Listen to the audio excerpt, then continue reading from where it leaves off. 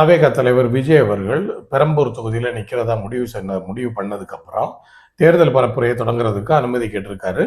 இன்னைக்கே அனுமதி மறுத்து தேர்தல் ஆணையத்திலிருந்து தகவல் வந்திருக்கு.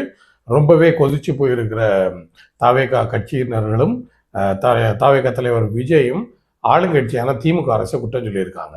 உண்மையிலே என்ன நடந்திருக்கும், இதுக்கு பின்னாடி இருக்கக்கூடிய காரணங்கள் என்னவா இருக்கும் அப்படிங்கிறத நம்ம பார்த்தோம்னா, திமுக அரசை குறை சொல்லிட்டு ஒரு காரியம் இல்லை. காரணம், இதற்கு முன்னாடி இருந்த வரலாறை பார்த்தோம்னா, கரூரில் நடந்த விபத்து ஒவ்வொரு கூட்டங்களிலும் நடக்கக்கூடிய விபத்துகளை கணக்கில் எடுத்து காவல்துறை என்ஓசி கொடுக்கறதுக்கு தயங்கி இருக்காங்க. அதுக்கு காரணம் என்ன பார்த்தோம்னா, இவங்களுடைய ஒரு பாதுகாப்பின்மை தான். அதாவது தன்னுடைய விளம்பரங்களையும் ஒவ்வொரு மேடையில தனக்கான விஷயங்களை பேசக்கூடிய விஜய் தன்னுடைய ரசிகர்கள் மேலுள்ள அக்கறையோ இல்லைன்னா தொண்டர்கள் மேலுள்ள அக்கறையோ கொண்டிருந்தால் அதற்கு தகுந்த மாதிரியான ஒரு முன்னேற்பாடுகளை அவங்க செய்து கேட்டிருந்தா கண்டிப்பா காவல்துறை அதுக்கு ஒரு அனுமதியை கொடுத்திருக்க வாய்ப்பு இருக்கிறது.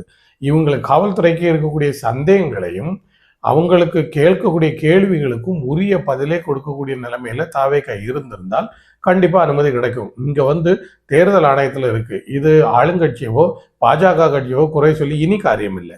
இனி தாவேகா நேர்மையான முறையான அரசியலை முன்னெடுக்க வேண்டும்.